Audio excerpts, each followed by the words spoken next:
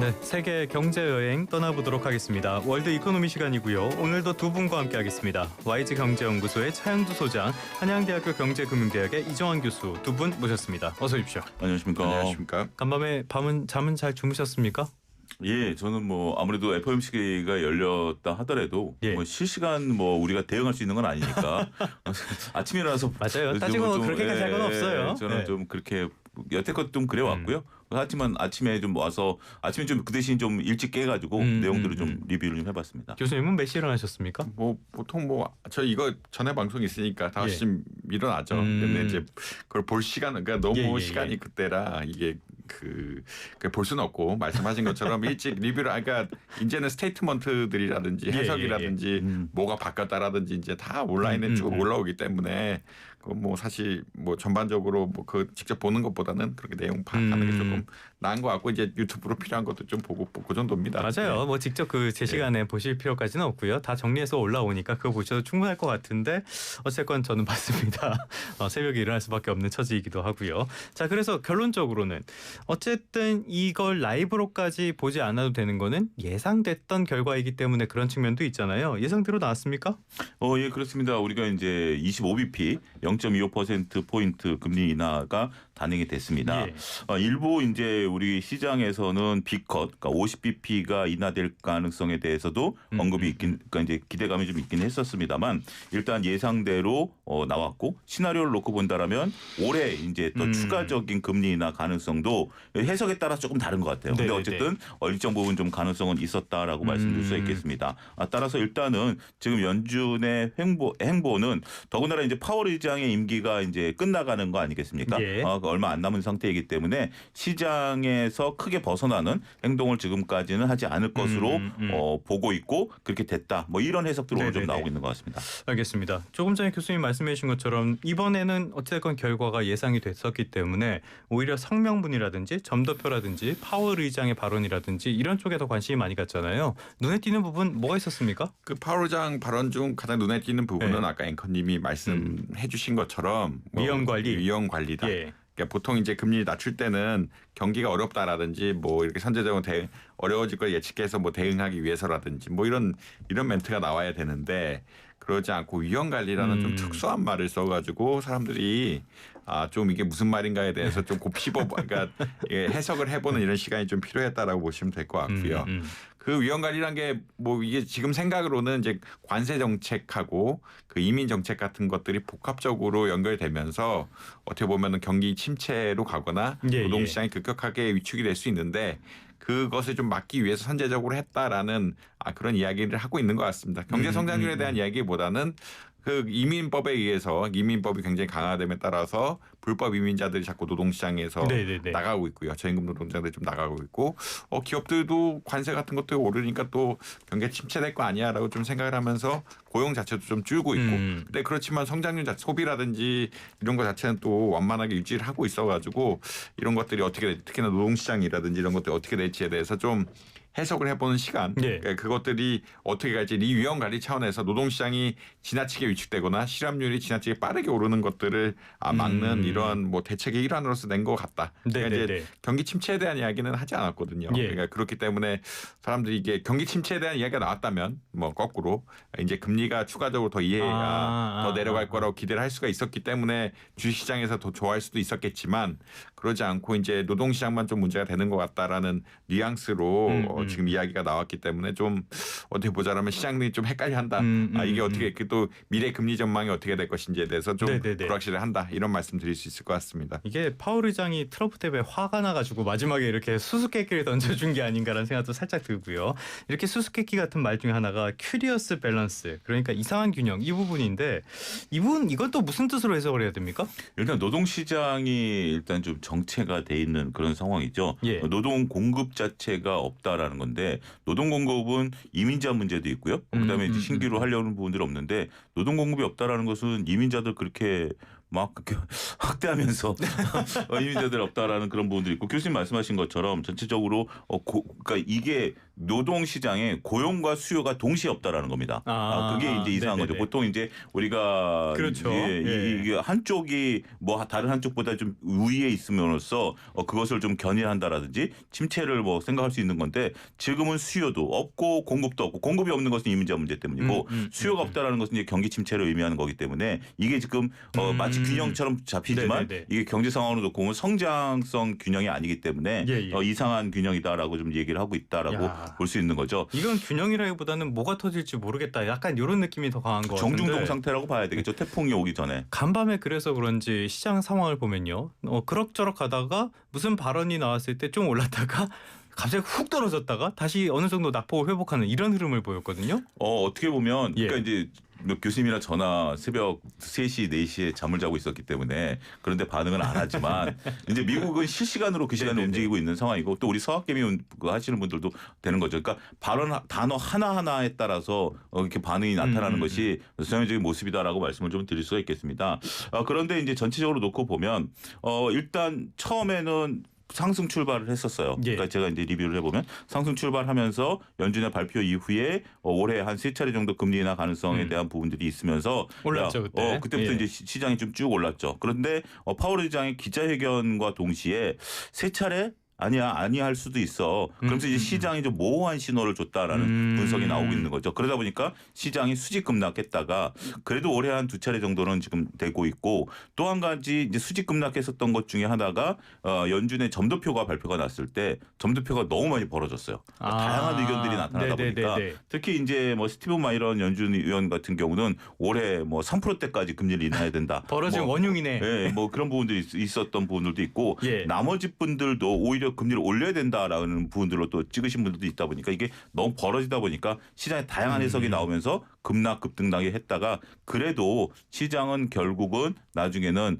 파월 의장이 잘 조절해서 올해 예상대로 금리를 3번 인하할지 2번 인하할지 모르겠지만 금리 인하 기조로 갈 가능성은 현재로서 열어뒀다라고 하면서 거의 뭐 약보합 수준에 끝났다. 이렇게 정리가 가능하겠습니다. 병 줬다, 약 줬다 이런 상황이었던 것 같은데요.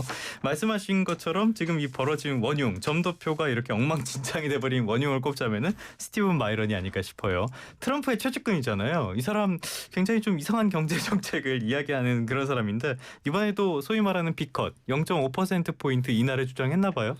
혼자 주장했다라는 의견이 나오고 있고요. 나머지 위원들 물론 이제 몇몇의 보험원이라든지 이런 사람들이 있긴 하지만 그런 분들도 이제 이번에는 0.25%포인트만 깎자. 흔히 말하는 비둘기파죠. 비둘기파들은 비둘기파도 25bp 정도만. 0.25%포인트만 깎자. 25bp만 깎자라고 이야기를 했는데 스티브 마이런 뭐 결국 그치 말하는 트럼프 경제정책의 핵심 인물이 0.5%포인트를 혼자 내리자, 50bp를 내리자라고 주장했다라고 이야기를 하고 있고 점도표에서도 말씀하신 것처럼 1.25%더 세 번, 5번, 그러니까 5번 아니냐, B컷 2번, 뭐 그냥 일반적인 컷 1번 이 정도로 가야 된다라고 강력하게 주장을 할 거라고 추측하고, 그러니까 점도표는 익명이기 때문에 누가 했는지 사실 안 나오는데 뭐 안 봐도 뻔하지 뭐. 지금 뭐 거의 안 봐도 뻔하다라는 그렇게 금리 낮추자고 할 사람이 아무도 없기 때문에 안 봐도 뻔하다라는 이야기가 좀 나오고 있어가지고요.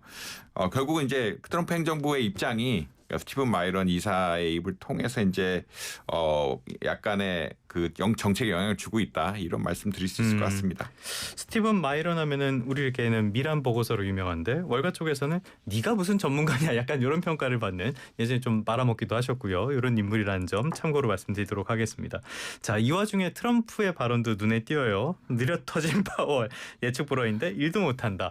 누가 누구한테 자꾸 이렇게 욕을 하는지 모르겠는데 아무튼간에 트럼프의 이런 발언은 어떻게 들으셨습니까? 이게 이제 연준의 이제 독립과 관련된 부분들이 있는데요.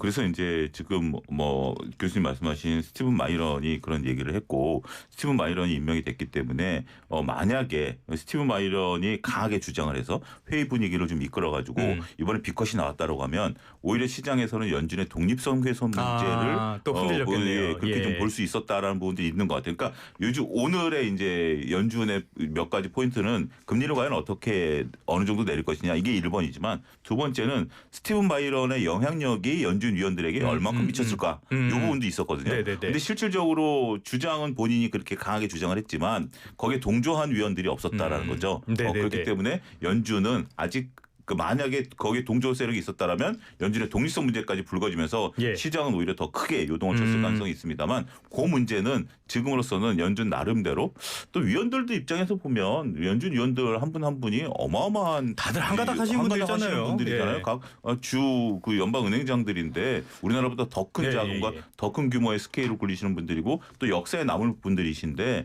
그렇게 쉽게 정치적인 영향력을 받으실 분들도 또 아니고 또 지역 내에서는 진짜 유지 아닙니까?